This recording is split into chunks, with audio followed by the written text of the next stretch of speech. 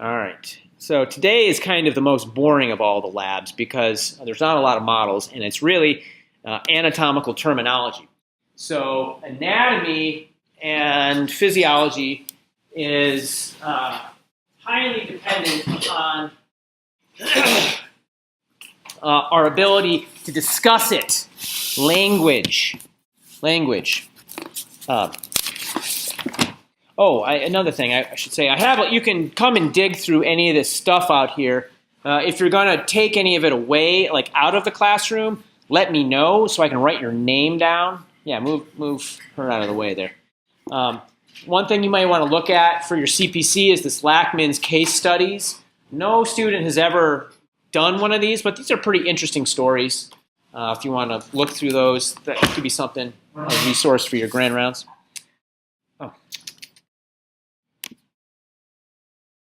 To be able to talk about the body, we have to have a common language. And to have a common language, we need to agree upon a anchor, a fixed point, a point of reference. All right. So all of communication, all of imagination is based upon shared reference.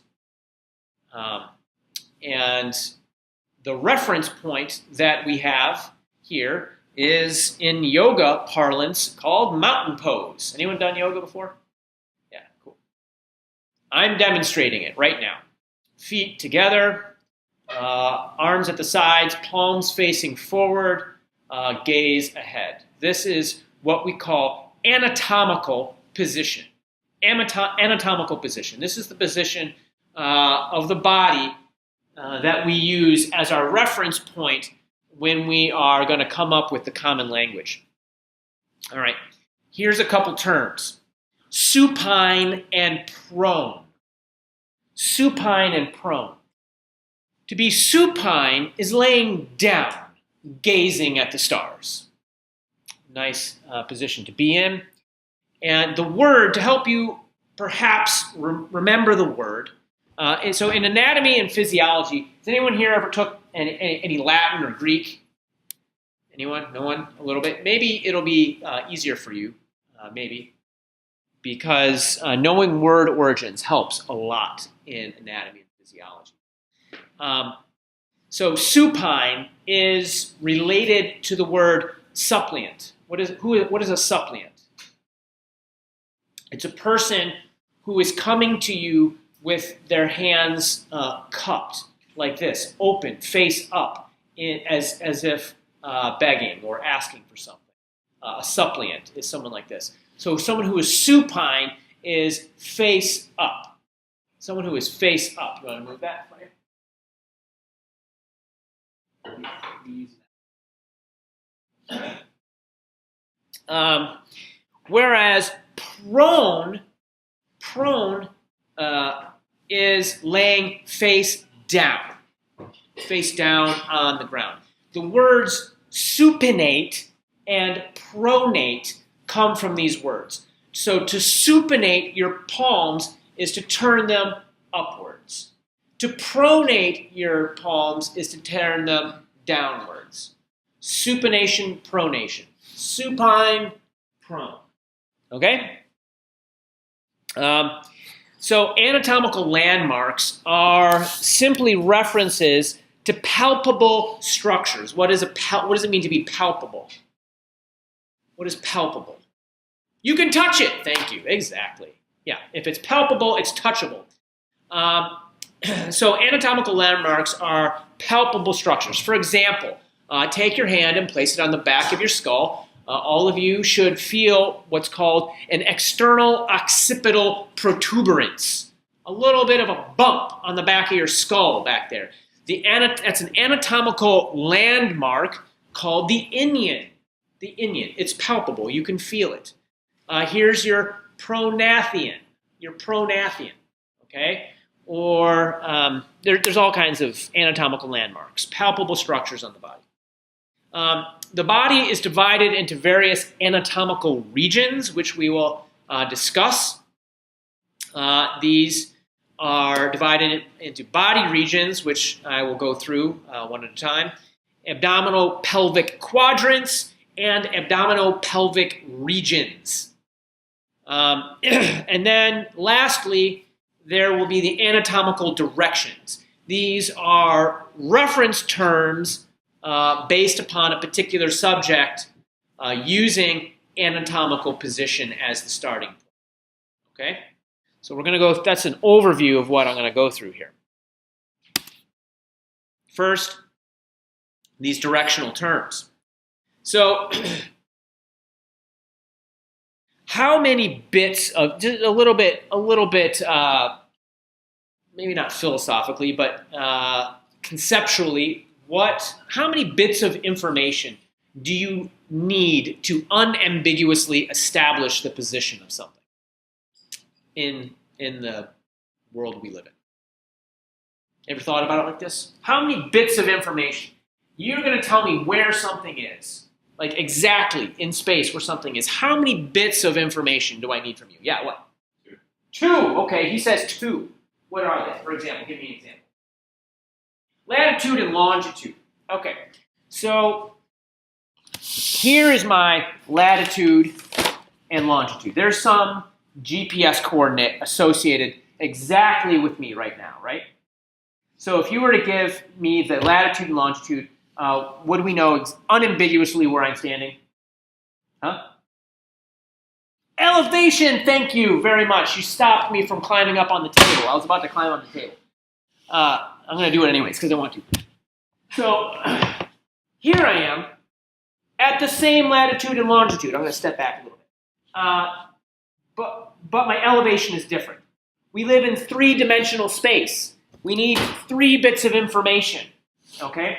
So there are 3-dimensional axes that we have terminology to describe, okay, in the body. The first goes along the length of our body. Now take your hand and put it on the top of your head and feel, I don't know if everybody has one, but I have a little apple core, that spot on the top of my head where all my hair kind of goes around. You are currently touching the most superior point on your body, the very tip top of your head. That's the most superior point. Everything else is inferior to that point. All right? The bottom of your feet, the soles, the plantar, what's called the plantar surface of your feet, is the most inferior surface of the body. Everything else is superior to that point. Okay? So inferior, superior. That's one dimension. So let's look front to back. We have the posterior surface. So looking at me now, here I am. Everything that you see is the posterior surface of my body. Everything that you see now is the anterior surface of my body. Am I blocking the screen? Anterior. All right? So everything that is this direction of the skin on my anterior surface is posterior to that. All right? So my rib cage is posterior to my pectoralis major, for example. Okay? Within the torso, and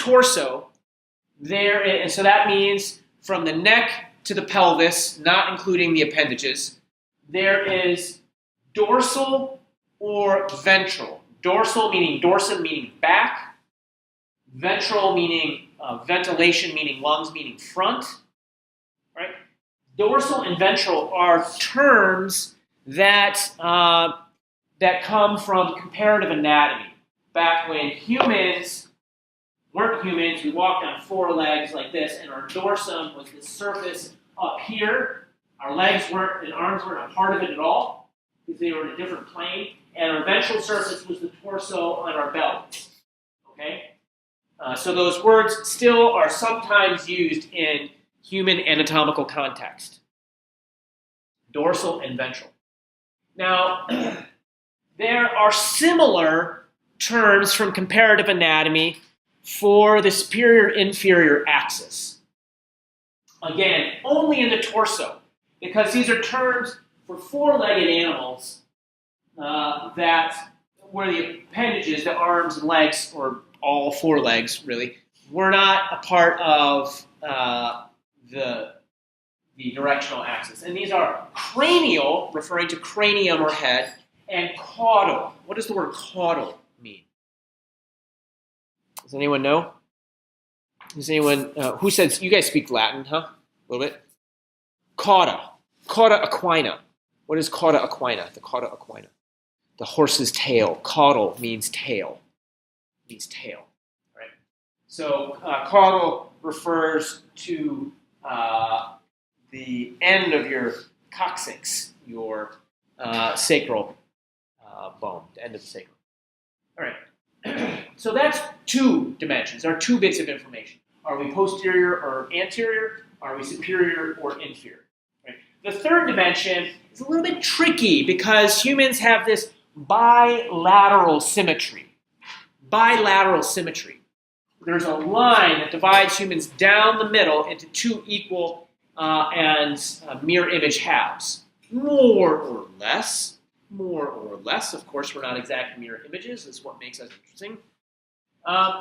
And so the reference point here is the midline. The midline, it being the most medial point. It is the most medial point.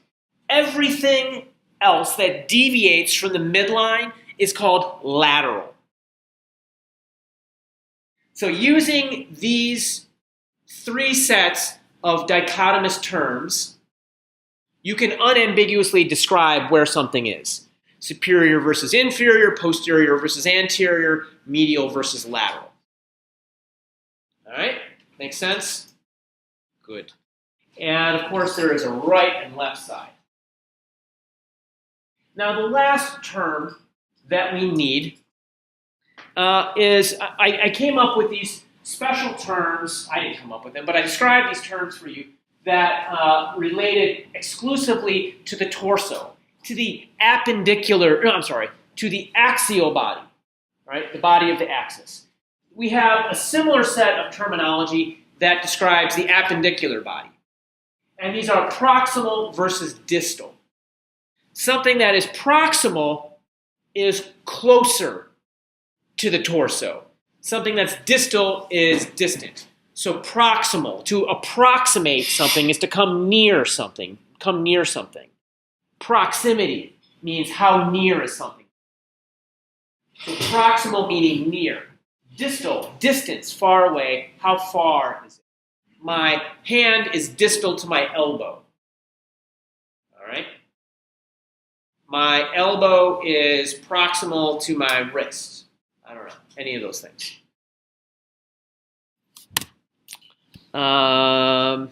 So I have this chart here. It's the same thing. It's a table. It's the same thing, except there are two terms on here that, man, this slide. There's two terms on here, which is why I included this table. Superficial and deep. Superficial and deep. These are not personality descriptions. These are reference to how, so they're ambiguous terms is the problem. Superficial, the most superficial thing on your body is your skin. All right, it's the most superficial surface. Anything below, deeper towards the core of that is deep. Yes, it gets difficult when you get in there. Like towards the very deepest part of the body in the middle. What is deep? Where's front? Where's back? They are ambiguous terms. All right, it can be a little bit ambiguous. But when you're clearly on the shell of the body, superficial and deep can be useful terms, and they're often used. Okay. Okay. So here are the regions of the human body in nominative and adjectival form of the word. Do you guys want them in a table form? Do you want me to go through them in a table form, or I have a diagram? Which would you rather? You like the table? Okay, we'll do the table. Cephalon, that's your head. The adjectival form of the word is cephalic. Often in terms, in these words, you will be more familiar with the adjectival form, but I'm going to give you the nominative form as well. Cervicis is your neck, also known as the cervical region. Thoracis, or sometimes, thoracis is the word. This means your thorax or chest. Thoracic region is the adjective. Brachium is your arm. That is defined as being from your shoulder to your elbow. This is the brachium. This is your brachial region. From the elbow to the wrist is not your arm. This is your forearm. We call this the antebrachium or antebrachial as an adjective.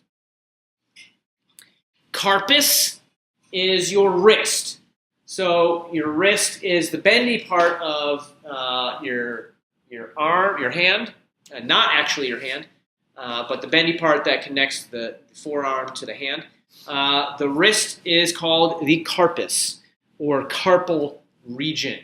I'm sure a number of you are familiar with that term, carpal. Manus or manual region, so people who do manual labor are people who do work with their hands.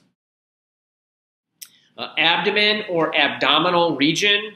Abdomen itself is fairly well in the vernacular. Lumbus is your loin or lumbar region. There's often some confusion about lumbus with students. I don't know if this was perpetrated by a misunderstanding of the biblical reference to loins, the fruit of Abraham's loins, for example. So loin, a lot of students think the loins are the genitals or the inguinal region or something like that. It's not true. Your loins are these muscles back here, your low back muscles. And so, that's the lumbus, the loin.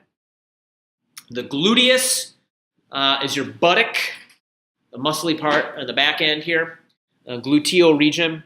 The pelvis or pelvic region, it should be very familiar. Pubis or pubic region is the anterior triangle on the front of the pelvis, anterior portion of the pelvis. The inguine or the groin, the inguine or inguinal region is your groin. Again, like the loin, the groin is often misunderstood. It is not your pubic region where your genitals are. In fact, the inguine is the fold where your leg meets your hip or your pelvis, your torso. And it's defined exactly as the region, if you were to take your hands and put them on your hips and feel that iliac crest, that bone right at the front, and then the pubic bone towards the midline, the line that connects those two is your inguinal region. There's an inguinal ligament that runs across there. The inguine. The femur or femoral region is the thigh. Crus is the anterior leg. You call that the crural region. So the crural region is here, and the sural region is your calf on the back of the foreleg. So all of it is the foreleg, crural or crus, sural or sura region in the back. Just like the wrist was called the carpus, the ankle is called the tarsus and the tarsal region. Pes is foot, P-E-S is foot, and the adjective form of pes is pedal region, pedal or pedal. Planta is the sole of the foot, the bottom of the foot, and we call that adjectively the plantar region. All right, so what is there here that I didn't talk about already? Well, this gets into a little bit more detail, I guess, so I can go through some of the detail.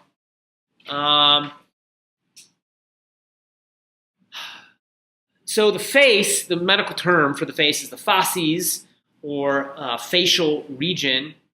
Nasus is nose, nasal region. Oculus is eye, or orbital or ocular region. The oris is the ear and otic region. That's the adjectival and nominative form. Don't match very well there.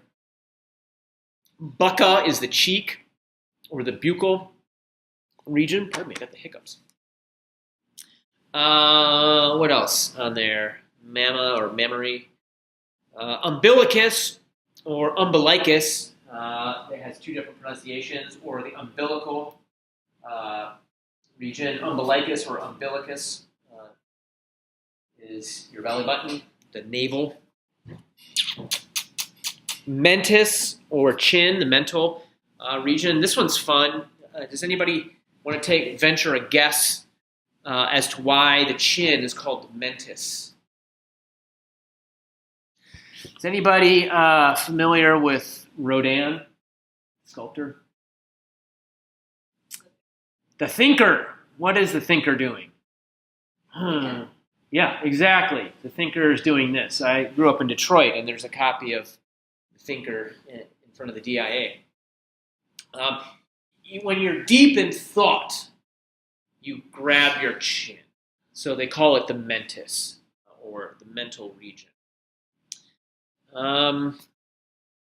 Okay. Let's see here. Acromial region. Yeah, you don't need to. We'll get to that. The olecranon, we'll get to that in the skeletal region. In the skeletal chapter. What do we have here? I think that, So, your fingers are called digits or phalanges. Phalanges. The phalanx. The phalanx was, I believe it was a Roman weapon. It was a Roman weapon that had forks tines. And then the thumb itself is called pollux, Pollux was one of the Greek, he was the brother to Castor, right? Castor and Pollux, anyone in Greek mythology? But your thumb is named after Pollux, and I forget exactly why they call it the Pollux. There is some story there, the Greek. What else here? Oh, patella. The patellar region, the patella is your kneecap, and then the pollux, you'd think if they named the pollux the thumb that maybe big toe would be the castor, but no, they call it the hallux. Pollux and hallux. Hallux is your big toe. Unlikely to use those terms. Very rarely will you come across them. Back here, the only one of my favorite words is popliteus. Let's all say that together because it's fun. Popliteus. Popliteus, say it. Popliteus. When was the last time you got to say a word together in class? Popliteus. It's a diamond-shaped region in the back of the knee called the popliteal region. The popliteus is the noun, and popliteal is the adjective. Or popliteal. There's a couple different ways. I've heard it pronounced either way. Popliteal or popliteal. What a fun word to say. It's just the back of the knee. Okay. Now, the abdominopelvic terms. So, the abdomen can be divided up a number of different ways. And each of those different ways has their specific names. It's important to know them because if you can identify where a pain is coming from in the quadrants and the regions, and you know the anatomy belowhand, you can do a tremendous amount of diagnosing something just without doing any imaging, without doing any other thing besides exactly locating where the pain is coming from. All right? Knowing what is underneath all of these, what this map looks like, and how it correlates with these lines will give you a lot of information. All right, so let's start with the abdominal pelvic quadrants. This one's easy. It's basically a crosshair centered on the umbilicus, or the umbilicus. All right, so there's going to be an upper right and left, and a lower right and left quadrant. That one is simple. So there's upper left, upper right, lower left, lower right quadrants. Belly button is your crosshair. That's the landmark, the anatomical landmark. Now, for the other, the abdominal pelvic regions, are, there's more of them. There's 9 versus 4. So they're going to help you define where something is a little bit better. But when you combine the 2 of them, it breaks it up into a lot of little spaces. All right, so when you combine abdominal pelvic quadrant and region together, you can really finely locate where something is in the abdomen. Okay, let's go through the abdominal pelvic regions. First, the landmarks. There are 2 vertical lines that are parallel to one another that descend from the areola of the mammary glands. All right. There are 2 horizontal lines that run parallel to one another, the upper of which connects, if you feel along your rib cage, that bottom margin of the rib cage on either side, the line connects the 2 of them.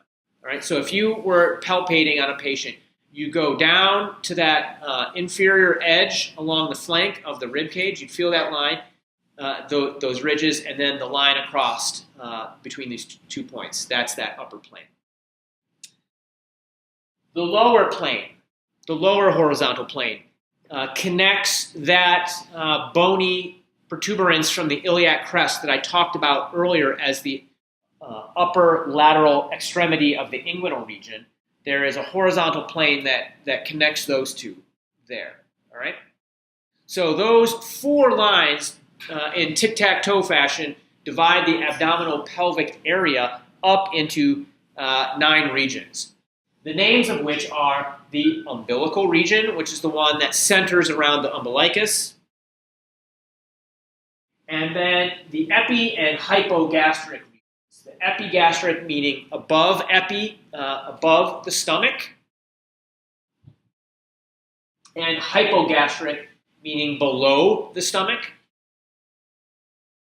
And then on the right and left sides, we have the right inguinal region, the left inguinal region.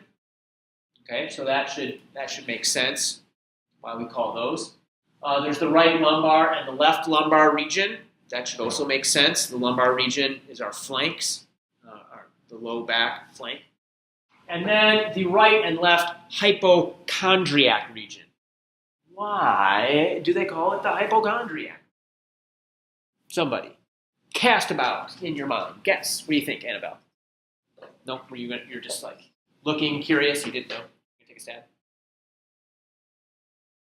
Okay. What does the word mean to you at all? Tell me anything. Is it the first time you've heard the word hypochondriac? Okay, it's true. Right?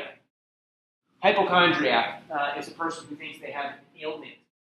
Okay? Chronically. Something that's not actually a problem. Okay? So, here's one. Hi, friend. It turns out that our rib cage is mostly made of bone.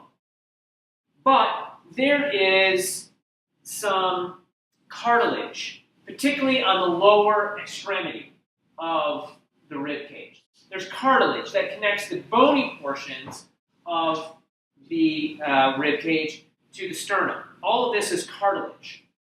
And the medical term for cartilage, or the medical prefix that indicates that something is cartilaginous, is chondro. C-O, what am I saying? Oh, no. Yeah, C-H-O-N-D-R-O. Chondro. Refers to cartilage. So, hypochondriac means below the cartilage of the rib cage. Below the cartilage of the rib cage. The hypochondriac region. Now, hypochondriacs are called hypochondriacs because they come in. So hypochondria is a form of neurosis, right? It's a neurosis. It's a neurotic condition. These are people who think they have everything wrong with them. Everything wrong with them. They're constantly worrying about it. And as if the psychosomatic self-fulfilling prophecy is the burden that they bear. They are certain there's something wrong with them because, oh, there's a pain right here, right here. Ooh, it hurts really bad in my hypochondriac region. What do you think that is? You don't want to guess? The gallbladder, cystitis. These people are so stressed out that they give themselves gallstones. Hypochondriacs often have pain in their flank. Okay, so that's why we call it hypochondria. Okay, planes. Well,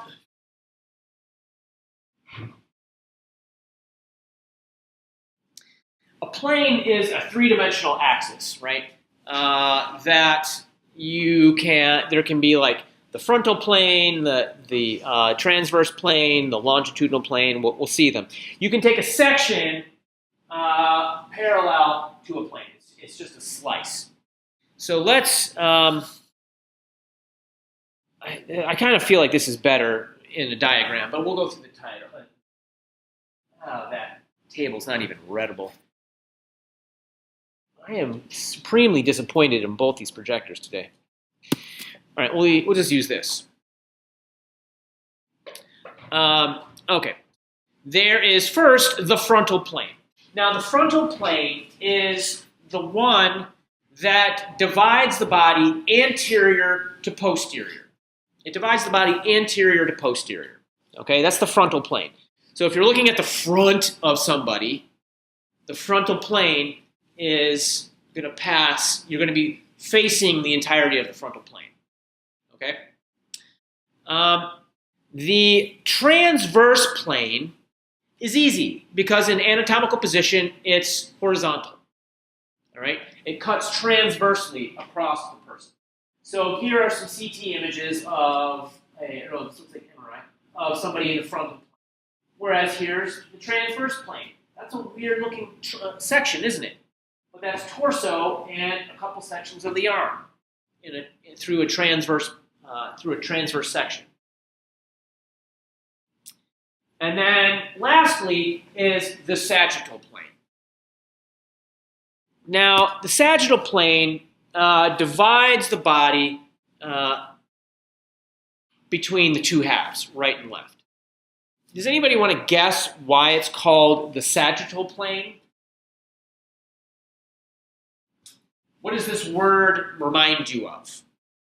Think about it. Have you ever seen these letters together? In what context? Say it. Sagittarius. Okay, what is the Sagittarius? Who said that? Was that you? Casey, right? Yeah. Okay, what is Sagittarius? It's an archer. It's a what, huh?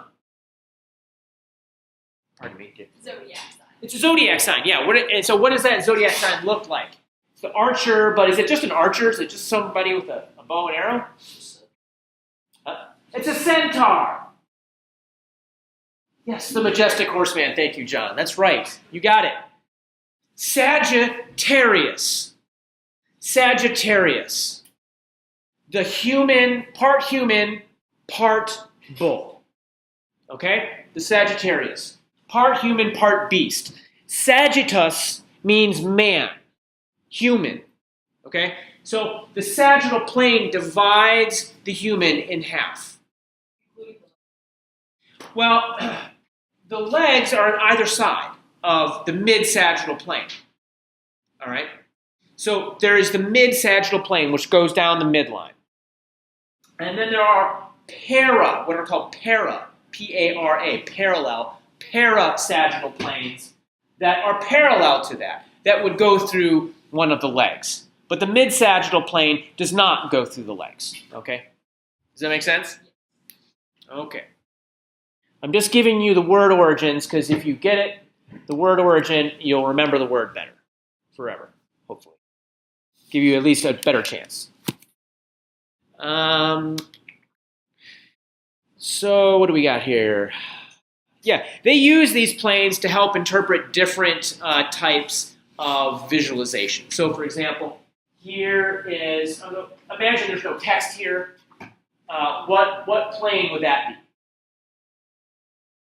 It'd be the frontal plane.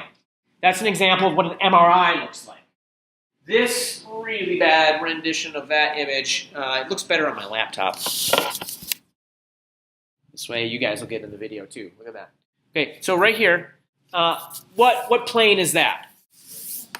That's the sagittal. In fact, probably a mid-sagittal plane. That image is a PET scan.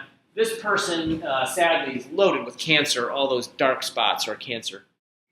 PET scans are used for metabolically active sites in the body. Here is a CAT scan, computer-aided axial tomography, computed axial tomography. And that is what plane? It's the transverse plane, clearly. All right. All right. So those are the planes. Next is the organs, intro to the organs. So what I'm going to do is go through a bunch of these organs real quickly, and I'll kind of focus on the ones that you're unlikely to know. Woo! Uh-oh. Oh, no. Yeah, this is a good opportunity. We'll pick it up. This is a good opportunity to talk about this. So luckily, this skull is plastic, and they do break. They do break. I have a budget to replace stuff, but the budget is not unlimited. And particularly when we get, don't feel bad. Particularly when we get over here to some of these specimens, these are actual human skulls. These are actual human skulls. This skull didn't come out of catalog. I mean, maybe it was for a while, but this was a living, breathing human being that had feelings, emotions, friends, triumphs, and tragedies in their life, just like all of you. And even though this shell is no longer invested by the living being, it is still a remnant that they graciously allowed us to learn from and be in the presence of. And they need to be respected. So like plastic things, it's a bummer when they break, but we have money to replace. This kind of thing cannot be replaced. Cannot be replaced. So please be careful. Please treat them as if you were holding your ancestors. Okay? And really, really hold them in reverence. Treat them gently, kindly. Use them, learn from them, because that's why they're here for you. That's why these people allow themselves to be here so people they never meet can learn from. But be gentle with them.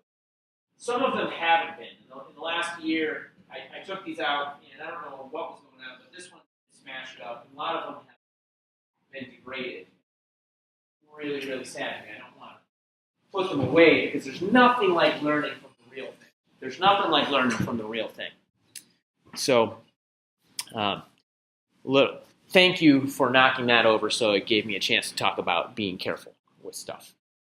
Right. So, brain, pharynx, larynx. Why don't you look over this list? Is anything on that list that people haven't heard of or want to see where it is? Let's go to, so let's do the pharynx first. The pharynx is the back of the throat and can be well identified on this model as this area back here. I have a cross section that I haven't dug all this stuff out enough yet.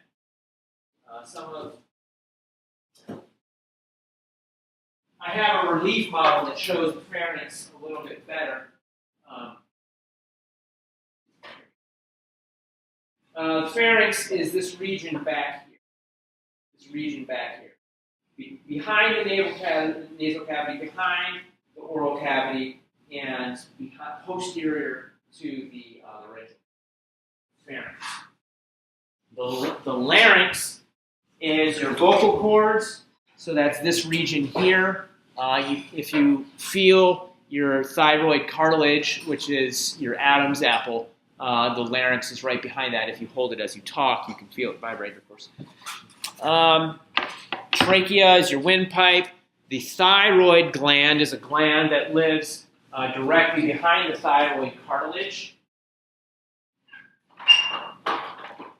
Here's the thyroid cartilage, and the thyroid is hiding right behind that.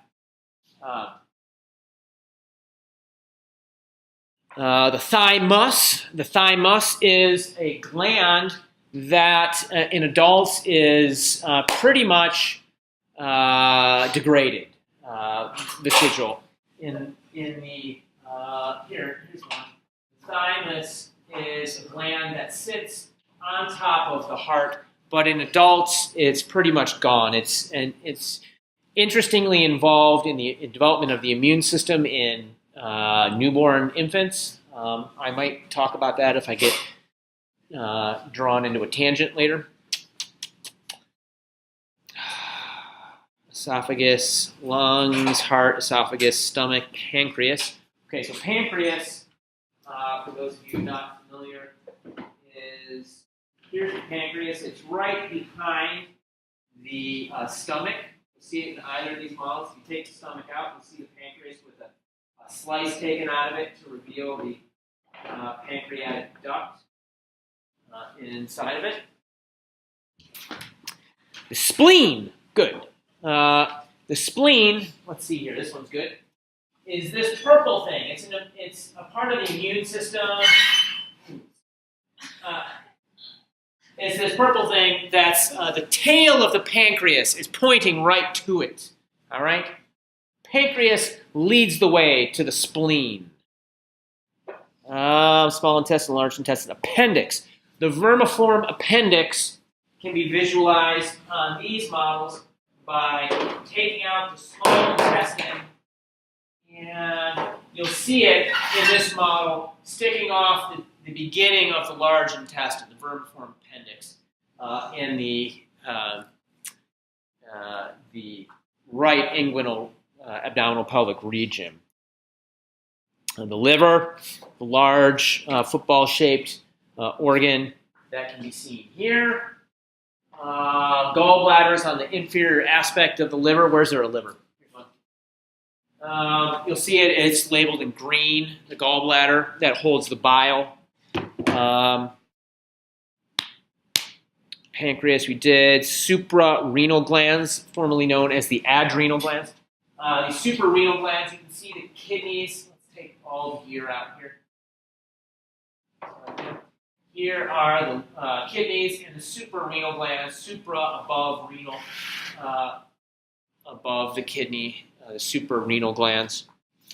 Kidneys, urinary bladder, I think are fairly self-evident. Okay, this is important. So the ventral body cavities. The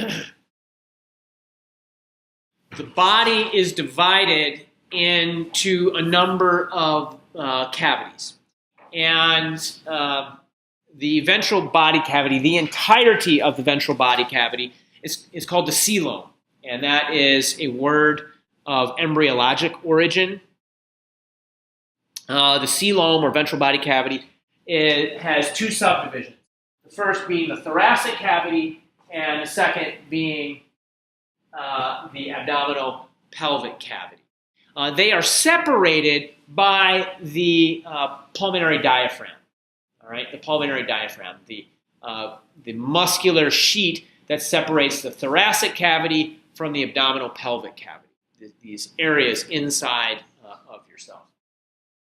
So the thoracic cavity itself, we'll start up here, is divided into these regions. There are pleural cavities and a mediastinal cavity. So there's a right and a left pleural cavity, and then a mediastinal cavity. And those words, pleural and mediastinal, describe what they are very well. Pleural, what does plural mean? Not P-L-U, but P-L-E-U-R. Does anyone know what that? Has anyone seen those words before? P-L-E, or those letters, P-L-E-U-R.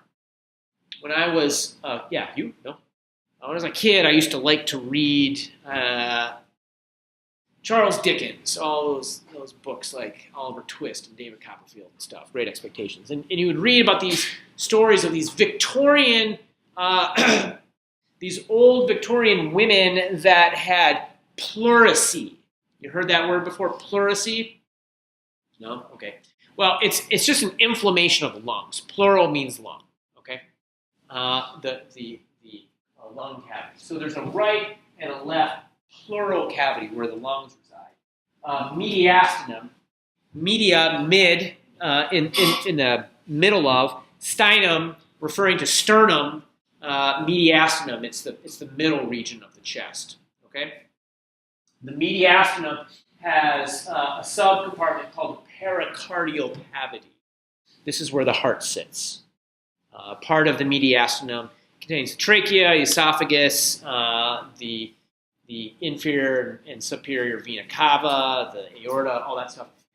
And it also contains the heart, which is in a special container called the pericardium, the pericardial cavity. Abdominal pelvic cavity has the abdominal cavity, and then the pelvic cavity. The pelvic cavity is separated by a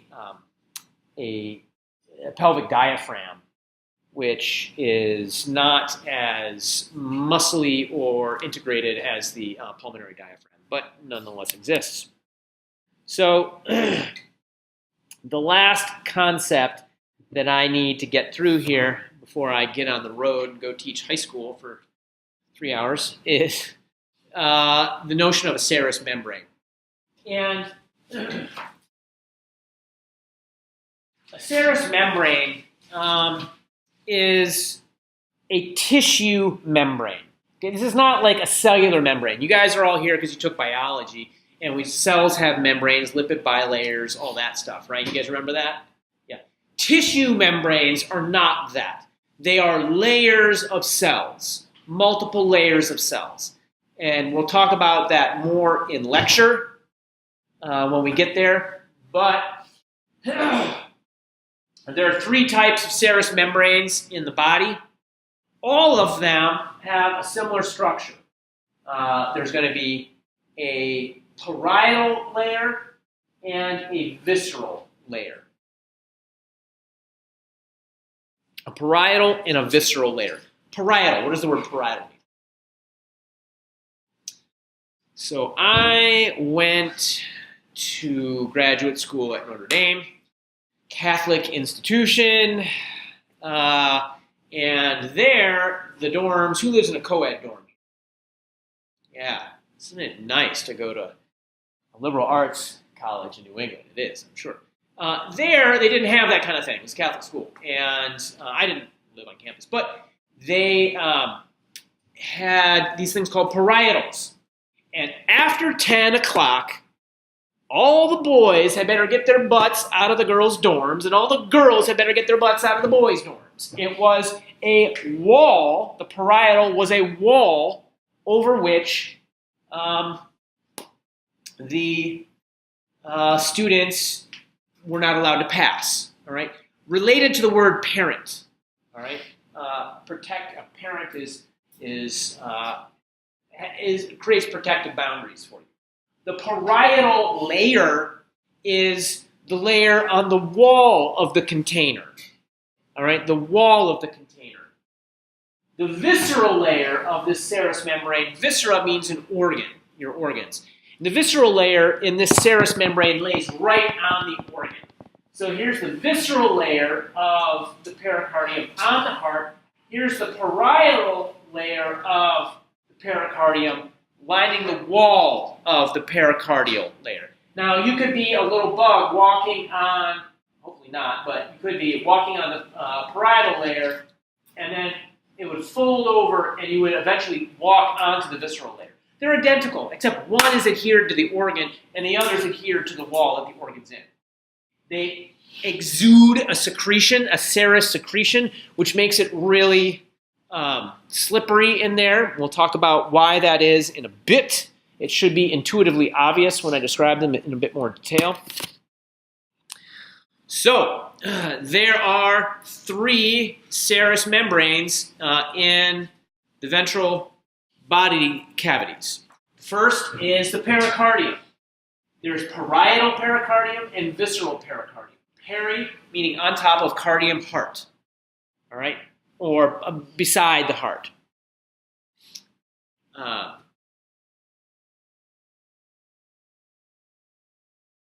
Trying to remember a joke I used to tell about.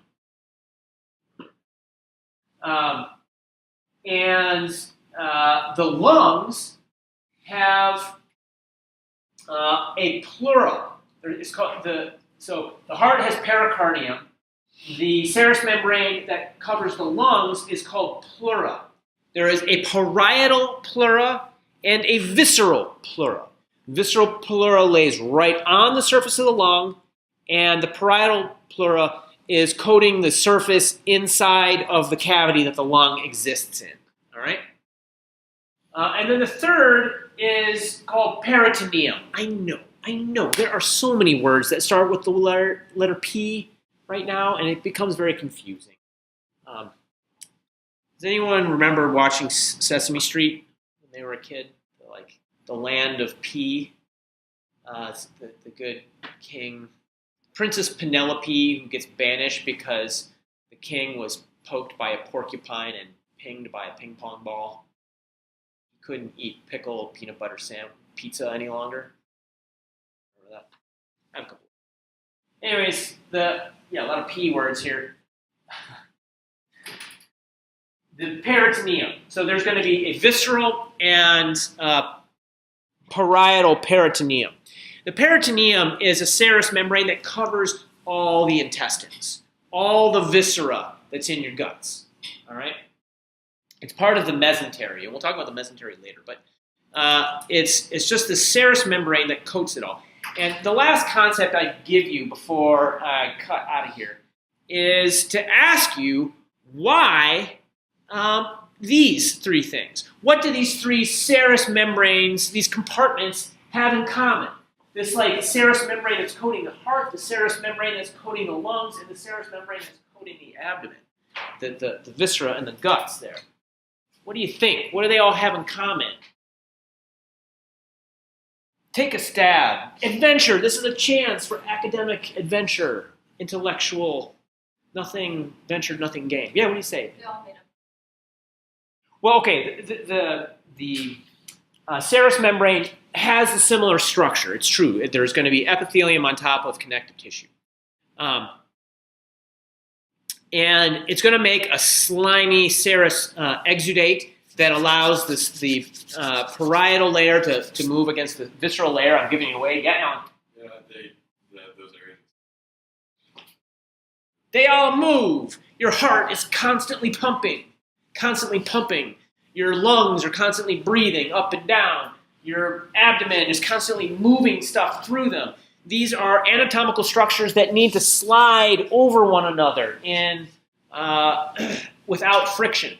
Pleurisy, this Dickensian malady that would afflict people in his novels, Charles Dickens' novels, pleurisy is just a problem with the pleura of your lungs. It was inflammation around their lungs. It wasn't making the proper amount of pleural exudate.